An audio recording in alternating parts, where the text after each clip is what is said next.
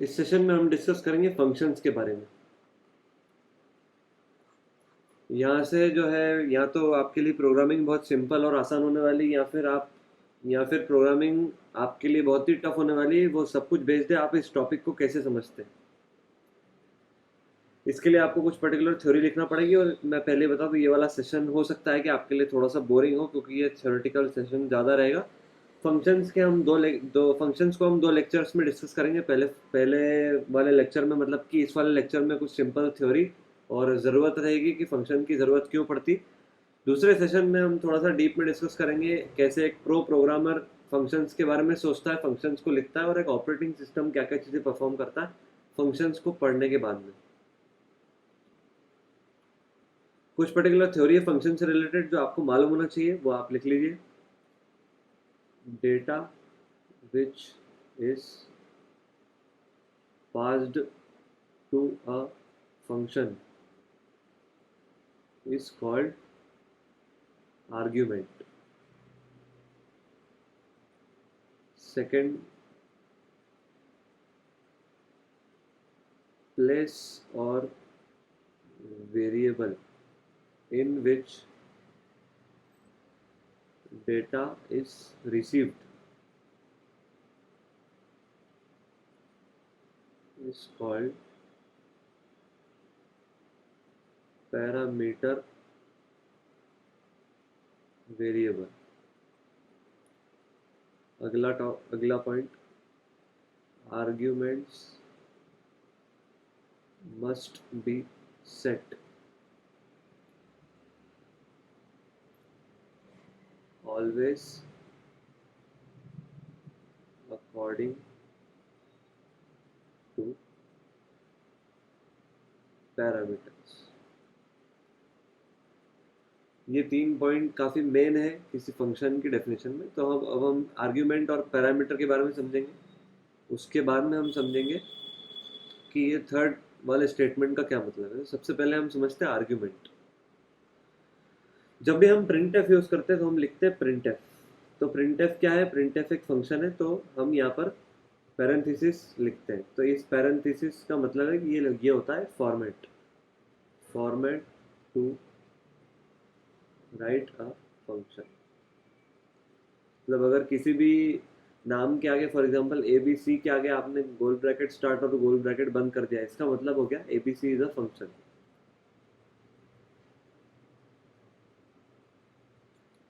ठीक है, यहाँ तक बढ़िया। उसके बाद में हम डिस्कस करते हैं प्रिंट एफ से। मान लीजिए हमें प्रिंट करवाना हेलो वर्ल्ड, तो हमने हेलो वर्ल्ड पास कर दिया इसको, हेलो वर्ल्ड। ये जो हमने इसको ब्रैकेट के अंदर लिखा है, ये हमने प्रिंट एफ को पास किया, passed to print F function. और जो हम ये डेटा को पास करते हैं, ये एक टाइप का डेटा है, ये एक टेक्स्ट फाइल है। मतलब कि एक टेक्स्ट लिखा हुआ है HELLO स्पेस WORLD, ये बैकस्लैश, ये एन, उसके बाद में ये डबल कोट्स लिखे हुए। तो ये जो है ये एक टाइप का डेटा है। यहाँ पर हम कुछ भी लिखेंगे वो प्रिंट हो जाएगा। मतलब कि अगर इसको कोई भी हम डाटा पास करते हैं तो वो ये प्रिंट कर देगा। तो यहाँ पर जो हम फंक्शन को ये पास कर रहे हैं, इसको आर्ग्यूमेंट्स बोलते हैं।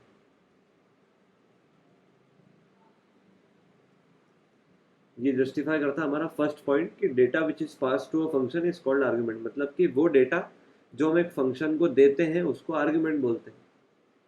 काफ़ी सिंपल सी चीज़ है। उसके बाद में आप समझते हैं पैरामीटर। जैसे कि फॉर एग्जांपल ये प्रिंट एफ हमने लिखा, ये हमने लिखा मेन फंक्शन में, इसमें हमने हेलो प्रिंट करवाया, लाइन चेंज करवाई, और ये हमने प्रिंट करवाया। तो ये हम ज़रूर मेन फंक्शन में लिखेंगे जब भी एग्जीक्यूट हो। ये मेन फंक्शन में लिखा हो। इससे जो है हम प्रिंट एफ नाम के एक फंक्शन को कॉल करते हैं, प्रिंट एफ नाम के एक फंक्शन को कॉल करते हैं, जिसके यहाँ पर कुछ एक वेरिएबल होगा। यहाँ पर ये कुछ वेरिएबल ही, ये अरे कौन सी है, ये कौन सी का मतलब क्या है, इससे हमें कोई मतलब नहीं।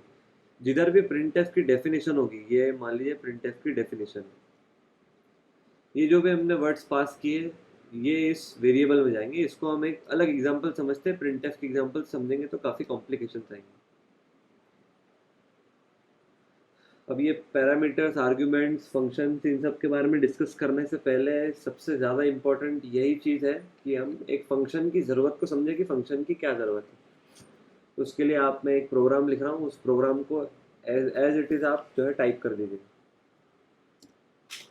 इसके लिए हम सबसे पहले, और दूसरी बात की मैं प्रैक्टिकल करना भी आपको प्रीवियस सेशन में सिखा चुका हूँ। मैंने जीसीसी और वीएस कोड कम्प्लीटली सेटअप करवा दिया है। काफ़ी सिंपल सेटअप था और आपको टर्मिनल से उसको चला के भी दिखा दिया है कि कैसे उसको यूज़ करते हैं।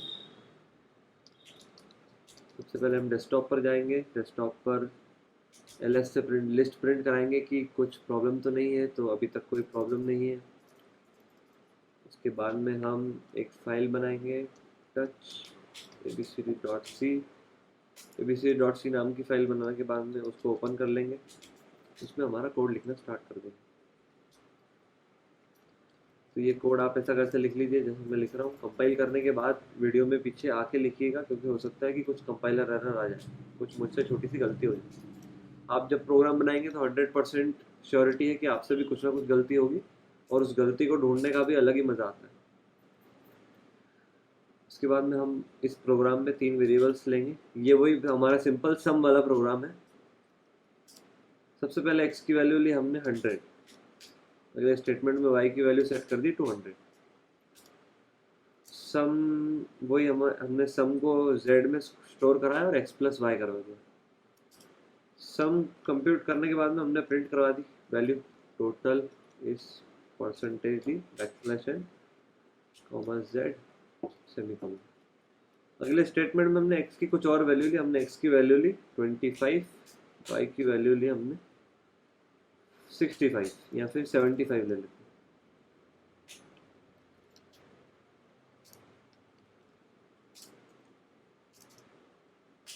फिर उसके बाद में हमने यही 2 स्टेटमेंट्स को वापस से यूज कर लिया,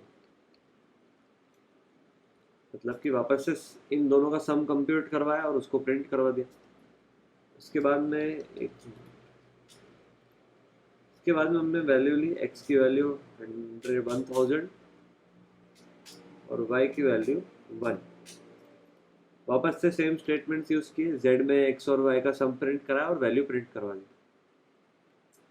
तो अभी तक आप समझ गए होंगे इस वाले कोड में कि ये वाले जो स्टेटमेंट्स हैं, ये वाले जो स्टेटमेंट हैं, ये 3 बार यूज हो रहे हैं, यहाँ पर और यहाँ पर। सॉरी। तो अब यहाँ पर हम लूप्स भी नहीं लगा सकते, क्योंकि x और y की वैल्यू क्या है हर केस पे वो सारी वैल्यूज अलग अलग है।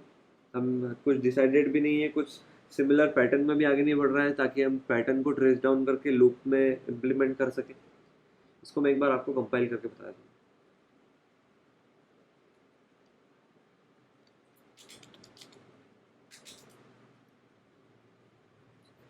कंपाइल हो चुका है, इसको रन करेंगे तो तीनों सम हमारे सामने प्रिंट हो जाएंगे। टोटल इस 300, 100 और 1001। ये प्रोग्राम बिल्कुल परफेक्टली काम कर रहा है। वीडियो में पीछे जाके या फिर अभी इस प्रोग्राम को नोट डाउन कर लीजिए पूरी तरीके से। आउटपुट भी लिख लीजिएगा, ये आउटपुट है, ये आउटपुट लिख लीजिएगा।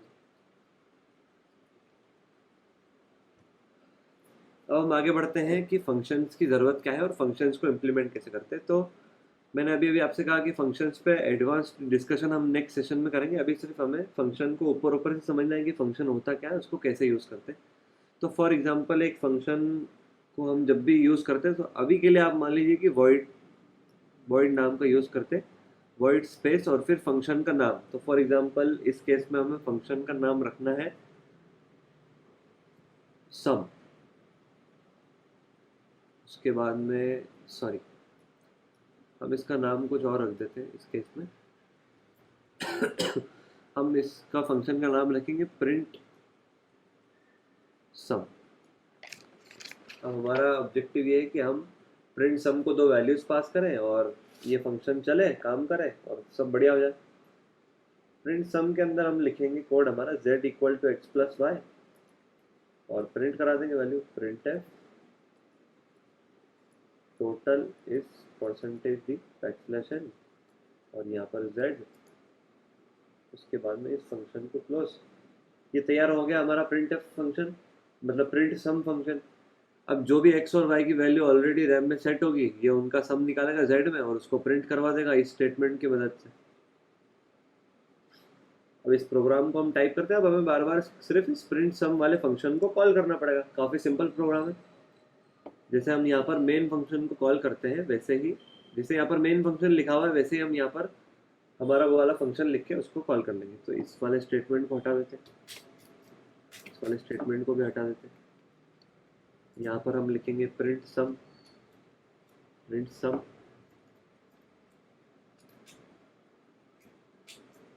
और गोल ब्रैकेट चालू, गोल ब्रैकेट बंद, क्योंकि यही फॉर्मेट होता है किसी भी फंक्शन को कॉल करने का। तो ये हमने लिख लिया प्रिंट सम। अब ये हम हर उस जगह पर लिख लेंगे जहाँ पर हमने ये वाले स्टेटमेंट्स का यूज़ किया।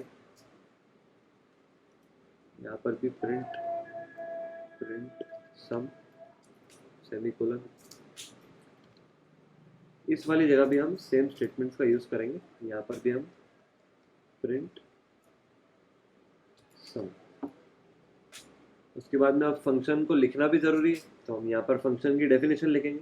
फंक्शन की डेफिनेशन ये वाली होगी जो हमने अभी डिस्कस करी, सॉरी, फंक्शन की डेफिनेशन ये वाली होगी जो हमने अभी डिस्कस करी। जैसे कि हम मेन फंक्शन को लिखते हैं, इसको लिखने का तरीका बिल्कुल वैसे ही रहेगा। हम यहाँ पर लिखेंगे वॉइड, उसके बाद में फंक्शन का नाम जो कि है प्रिंट सम, उसके बाद गोल ब्रैकेट चालू गोल ब्रैकेट बंद, उसके बाद में करली ब्रेसेस स्टार्ट, जैसे कि हम मेन फंक्शन में लिखते हैं। इसके अंदर हम लिखेंगे z equal to X plus Y और वैल्यू प्रिंट करा देंगे, print total is percentage D backslash n comma z और खत्म। ये प्रोग्राम को आप शुरू से लेके आखिरी तक एक एक line by line note down कर लीजिए कॉपी में, नए पेज पे नोट डाउन कर लीजिए। अभी वीडियो पॉज करके नोट डाउन कर लीजिए आउटपुट और कंपाइलेशन देखने से पहले। आई होप आपने ये वाला प्रोग्राम नोट डाउन कर लिया होगा। अब आपने इस प्रोग्राम को पेन से कॉपी में लिखा होगा, तो अब एक पेंसिल ढूंढिए और इस प्रोग्राम को बिल्कुल लाइट हाथ से काट दीजिए, ऐसा क्रॉस बना दीजिए प्रोग्राम पे। जो भी आपने प्रोग्राम लिखा उस पर ऐसा एक क्रॉस बना दीजिए पेंसिल से, ताकि आपको क्या लिखा है वो फिर भी दिखे। बिल्कुल लाइट सा क्रॉस बनाइएगा, पूरा चितरने की कोई ज़रूरत नहीं है। काटने के बाद में आप नीचे कुछ रीज़न लिखिए। ऑल, इसके नीचे सबसे पहले आप लिखिए this code is wrong and will not compile. ये कंपाइल नहीं होगा, ये भी हम चेक कर लेते हैं कि ये कंपाइल नहीं होगा। सबसे पहले इसको सेव करके हम टर्मिनल में gcc abcd.c, ये कोड कंपाइल नहीं होगा, ये बहुत सारे एरर्स बता रहा है। कुल टोटल इसमें 6 एरर जनरेटेड बता रहा है। अभी हमारा फोकस ऑन एरर पे नहीं, अभी हमारा फोकस है लर्निंग पे कि फंक्शन क्या होता है, फंक्शन को यूज़ कैसे करते हैं। अब हमें ऐसा लगता है कि हमने तो फंक्शन का बिल्कुल बढ़िया इस्तेमाल किया। इस वाले प्रोग्राम के हिसाब से जहाँ जहाँ प्रिंट सम लिखा है वहाँ ये 2 स्टेटमेंट चल जाने चाहिए, और जो हमारे इसके पहले जो हमने प्रोग्राम लिखा था उसमें और इसमें तो कोई फ़र्क ही नहीं है। तो आप फ़र्क को समझते हैं। ये ऐसा लिखने के बाद में जो मैं बता रहा हूँ आप वो लिख लीजिएगा नीचे। All variables used in a function in C language must be declared in the starting of the function। मतलब कि सी लैंग्वेज का एक रूल है जो हमने सी लैंग्वेज स्टार्ट करते टाइम भी लिखा था कि सारे वेरिएबल्स को हमें किसी भी फंक्शन की स्टार्टिंग में ही डिफाइन करना पड़ेगा। तो अब हमें प्रॉब्लम समझ में आ गई। प्रॉब्लम ये है कि जो एक्स वाई और जेड है वो मेन फंक्शन के वेरिएबल्स हैं, इसलिए वो प्रिंट सम में काम ही नहीं कर रहे। तो अब यहाँ पर हम हमारे वेरिएबल्स को डिक्लेयर कर लेंगे फंक्शन की स्टार्टिंग में, int x y और z। फिर से आप इस प्रोग्राम को नए पेज पे अच्छे से नोट डाउन कर लीजिए। कंपाइलेशन और आउटपुट में आपको 2 मिनट बाद बताऊंगा। आपको बहुत ज़्यादा पेशेंस रखना है और मैं जैसा बता रहा हूँ आपको बिल्कुल वैसा ही लिखना है, तो ही आपके अच्छे से समझ में आएगा। नहीं तो फंक्शंस वाला टॉपिक समझना बेकार है। अगर ये टॉपिक में आपने ज़रा सा भी कंजूसी करी अगर इस टॉपिक को समझने में, तो आगे आपको बहुत ही ज़्यादा प्रॉब्लम आएगी और बिल्कुल सी प्रोग्रामिंग आप कर ही नहीं पाएंगे आगे जाके। इस वाले प्रोग्राम को नोट डाउन कर लीजिए।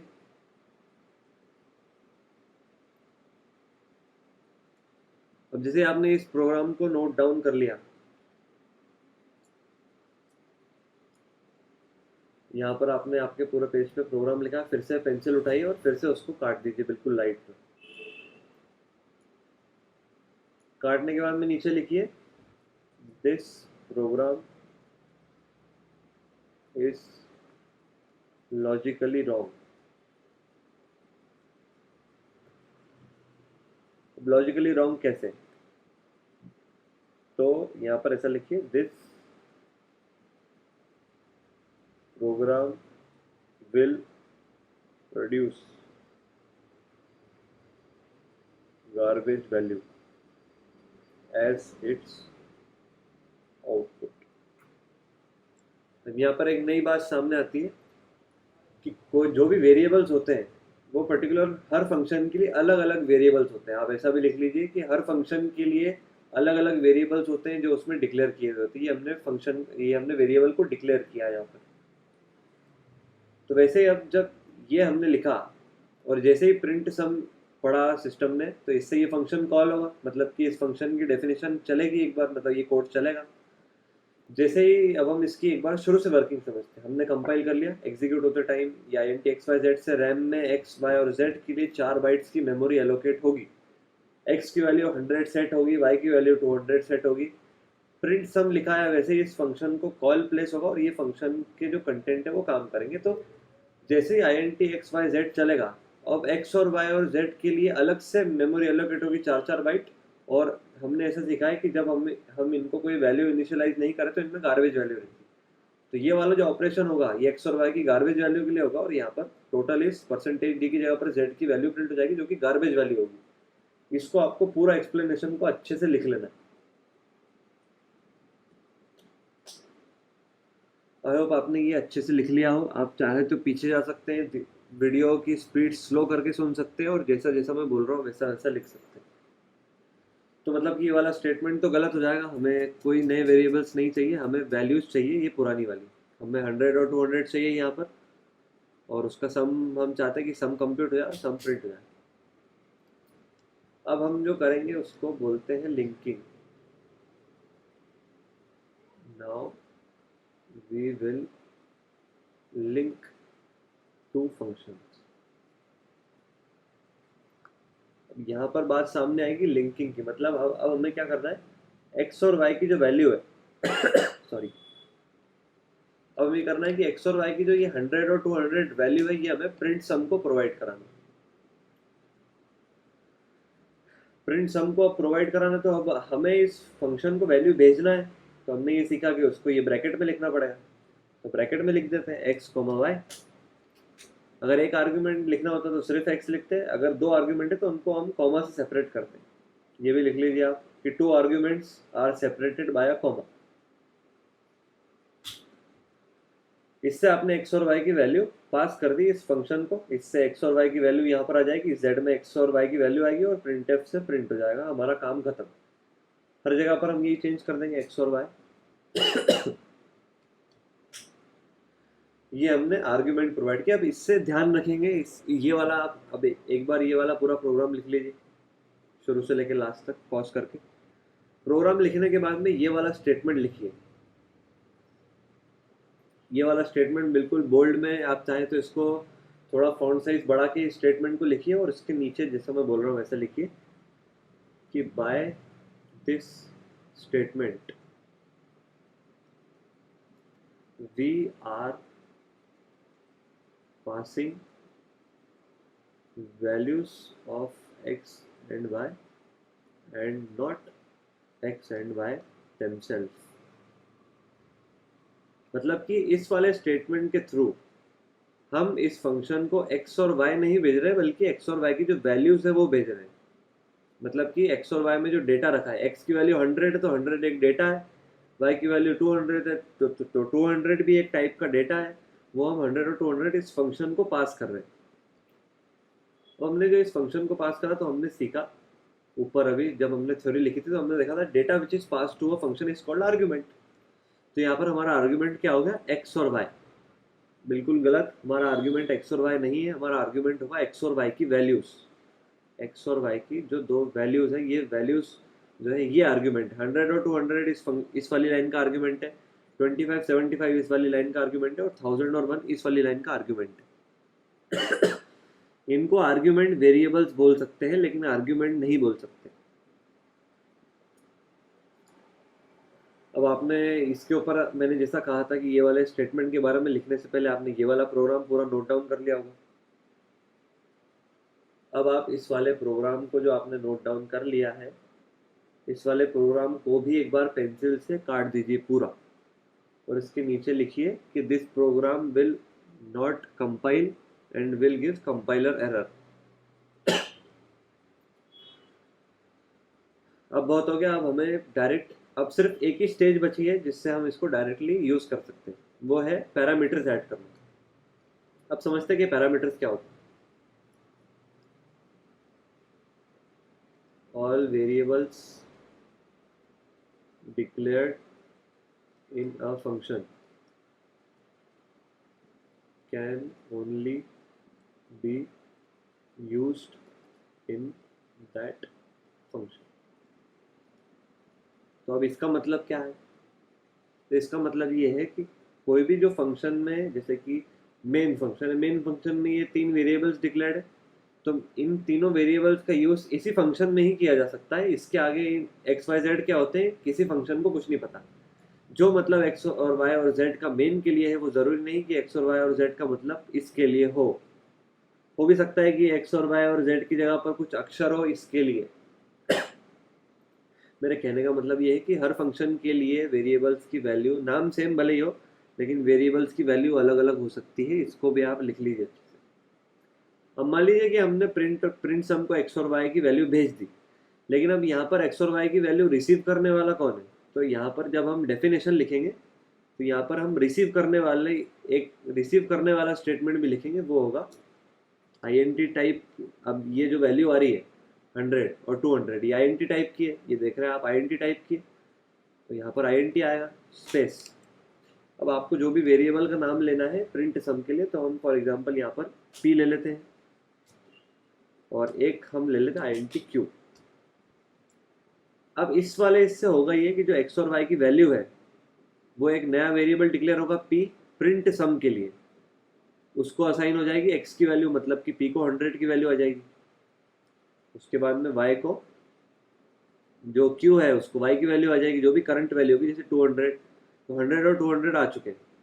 अब z नाम का तो कोई वेरिएबल है ही नहीं इस वाले फंक्शन में, तो इसको हम काट के सबसे पहले एक वेरिएबल डिक्लेयर करेंगे जिसका नाम होगा सम। इस सम के अंदर हम सम कंप्यूट करवाएंगे एक्स और वाई का नहीं, बल्कि पी और क्यू का, जिसमें कि वो वैल्यूज है जो यहाँ से पास हुई है, पी और क्यू का, पी प्लस क्यू। उसके बाद में प्रिंट कराते टाइम हम प्रिंट करा देंगे, सिर्फ इस जेड की जगह पर हम सम की वैल्यू प्रिंट कराएंगे, क्योंकि जेड नाम की तो कोई चीज़ ही नहीं है इस फंक्शन के लिए। आई होप आपको ये अच्छे से समझ में आया हो। इसको आर्ग्यूमेंट वेरिएबल्स बोलते हैं, जो वैल्यूज पास होगी उन्हें आर्ग्यूमेंट्स बोलते हैं, और इसको पैरामीटर वेरिएबल्स बोलते हैं, पैरामीटर वेरिएबल्स।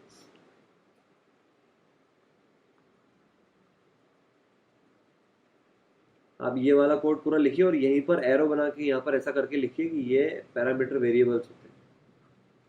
और ये जो है तीनों तीनों बार लिखना आपको, एरो बना के, ऐसा ऐसा एरो बना के लिखना है आपको कि ये आर्ग्यूमेंट्स। अब इस वाले कोड में बिल्कुल परफेक्ट लॉजिक है। एक्स वाई और जेड के लिए 4 बाइट मेमोरी एलोकेट हुई, 100 200 एक्स और वाई की वैल्यू सेट हो गई। प्रिंट सम को हमने एक्स और वाई की वैल्यू भेजी, उसको हमने प्रिंट सम में पी और क्यू में पकड़ा। उसके बाद में एक सम नाम का नया वेरिएबल लिया, सम में पी और क्यू का सम कंप्यूट करवाया, और टोटल इस परसेंटेज दी बैकस्लैश सम लिख दिया। बिल्कुल सिंपल कहानी यहाँ तक। आई होप आपको ये वाली चीज़ अच्छे से समझ में आई हो। अब डिस्कस करते हैं कि क्या ये वाला कोड सही है, तो ये वाला कोड भी सही नहीं है। इसको भी अब इसको आप काटिएगा मत, इसमें सिर्फ एक स्टेटमेंट की कमी। इसको हम सेव करके कंपाइल कर लेंगे, अभी ये कंपाइल नहीं होगा, मुझे पता है।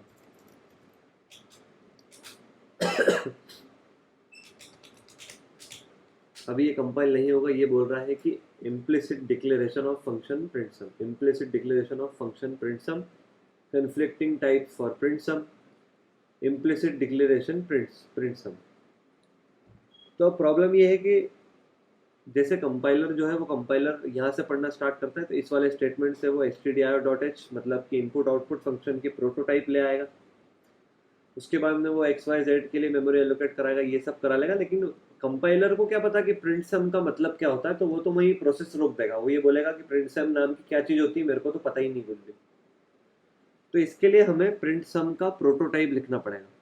प्रिंट सम का प्रोटोटाइप लिखना पड़ेगा, और प्रिंट सम का प्रोटोटाइप हमें लिखना पड़ेगा सबसे ऊपर हेडर फाइल के नीचे, ताकि इससे हम कंपाइलर को पहले ही बता रहे हैं कि आगे मेन फंक्शन में एक चीज यूज हुई जिसका नाम प्रिंट सम है, और वो इस टाइप की है। तो अब हमें लिखना कुछ नहीं, जैसे हमें मान लीजिए कि प्रोटोटाइप लिखना, तो प्रोटोटाइप के लिए हम पूरा ये का ये स्टेटमेंट कॉपी पेस्ट कर देंगे, ये वाला statement same to same. Last में बस एक सेमी कोलन लगा देंगे, जिससे कंपाइलर समझ जाएगा कि अच्छा एक फंक्शन है आगे जाके, इसके दो पैरामीटर वेरिएबल है, मतलब कि इसको दो वैल्यूज पास होनी चाहिए, तो बिल्कुल परफेक्टली दो वैल्यूज पास हो रही। फिर ये उन दो वैल्यूज को पकड़ेगा, उनका सम प्रिंट करेगा और वापस कंट्रोल यहाँ पर भेज देगा। हमने जब शुरू में स्ट्रक्चर ऑफ प्रोग्राम सीखा था, तो हमने ये भी सीखा था कि जिस फंक्शन को जहाँ से कॉल किया जाता है, उसका कंट्रोल खत्म होने के बाद में वापस उसी जगह पर जाता है जहाँ से उसको कॉल किया गया। तो जैसे हमने प्रिंट सम को कॉल किया, तो वो यहाँ पर आया, ये 3 लाइन चलाने के बाद जैसे ही खत्म हुआ, कंट्रोल फिर से वही नेक्स्ट लाइन पर चले जाएगा और यहाँ से एग्जीक्यूशन स्टार्ट होगा। ये प्रिंट सम पढ़ के फिर प्रिंट सम के पास में आएगा, फिर 3 लाइन चलेगी, फिर वापस चले जाएगा। फिर इन दोनों के लिए ये 2 लाइन पढ़ के फिर इसके लिए फिर से आएगा, ये 3 लाइन चलेगी, वापस चले जाएगा, रिटर्न 0 से प्रोग्राम एंड हो जाएगा। अब इस प्रोग्राम में हम कंपाइलर को भी समझा चुके हैं कि एक प्रिंट सम नाम का फंक्शन है जिसको हम पी और क्यू पास करेंगे। उसके बाद में वो हर बार कॉल होगा, सम को कंप्यूट करेगा, सम को प्रिंट कर देगा। ये कोड परफेक्टली कंपाइल हो जाएगा। मैंने सेव नहीं किया इसलिए कंपाइल नहीं हो रहा, ये मैंने सेव कर दिया और कंपाइल कर दिया, तो बिल्कुल परफेक्टली कंपाइल हो गया। अब हम इसको रन करके देख लेते हैं, तो ये हमारे पास में परफेक्ट आउटपुट आ चुका है। टोटल इज 300, 100 और 1001। इस सेशन का मेन डिस्कशन था कि आर्ग्यूमेंट्स क्या होते हैं। तो आर्ग्यूमेंट्स में आपको कोड के थ्रू समझाता हूँ। आर्ग्यूमेंट्स वो वैल्यूज होती है जो हम किसी फंक्शन को पास करते हैं। प्रिंटफ फंक्शन के लिए ये पूरा एक आर्ग्यूमेंट है। उसके बाद में बात रही कि पैरामीटर वेरिएबल की, तो ये पैरामीटर वेरिएबल्स है जिसमें हम भेजी हुई वैल्यू को रिसीव करते हैं, वो पैरामीटर वेरिएबल्स होते हैं। और जो हम वैल्यूज पास करते हैं वो आर्ग्यूमेंट्स होते हैं। ये जो हम पास कर रहे हैं, ये प्रिंटफ के लिए एक आर्ग्यूमेंट है जो राउंड ब्रैकेट के अंदर लिखा है। ये जो हम पास कर रहे हैं, ये आर्ग्यूमेंट की वैल्यूज पास करें, लेकिन ये एक्स और वाई आर्ग्यूमेंट वेरिएबल्स। अगले सेशन में हम काफ़ी इंटरेस्टिंग डिस्कशन करने वाले हैं। ये वाला लेक्चर जितना बोरिंग था, अगला वाला लेक्चर उतना ही ज़्यादा इंटरेस्टिंग होने वाला है। अगले वाले लेक्चर में हम देखेंगे कैसे एक रजिस्टर मेंटेन होता है।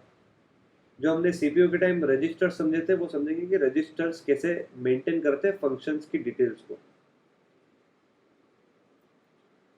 उसके बाद में हम टाइप्स ऑफ फंक्शन समझेंगे, टाइप्स ऑफ फंक्शन।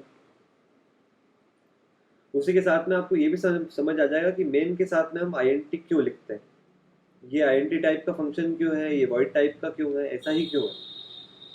तो हो सकता है इसके बाद में फंक्शन से रिलेटेड 1 या फिर 2 वीडियोस बन जाए, तो कोई बड़ी बात नहीं है। फंक्शंस को जितना अच्छे से समझा जाए उतना कम है। ये वाले टॉपिक का बहुत हैवी यूज होने वाला है।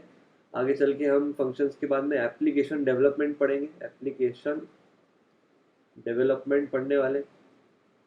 उसमें फंक्शंस का हैवी यूज होने वाला है। जैसा कि हमने शुरू में वेरिएबल समझे थे, वो नए नए थे। अभी हम अगर वेरिएबल्स की तरफ मुड़ के देखेंगे तो वो बिल्कुल एक मजाक सी बात है। उसके बाद में हमने प्रिंटफ को जब समझा था, तो हमने बड़ी बड़ी बातें समझी थी कि ये परसेंटेज डी होता है, ये वैल्यू रिप्लेस कर देता है, बैकस्लैश एन से लाइन चेंज हो जाती है। लेकिन अभी जब आप इस स्टेटमेंट को देखेंगे ये सब कुछ सीखने के बाद में, तो अब बिल्कुल मजाक जैसी बात लगेगी। मेरे कहने का मतलब वही कि फंक्शन को जितना अच्छे से समझा जाए उतना कम है। आगे का लेक्चर अगले लेक्चर में हम डिस्कस करेंगे, आगे का जो सेशन रहेगा। इस सेशन के लिए इतना ही काफ़ी। Thank you for your patience, have a nice day. आज का जो भी टॉपिक है वो बिल्कुल अच्छे से पढ़िएगा। अगला सेशन स्टार्ट करने से पहले ये सारी थ्योरी को रिवाइज कर लीजिएगा।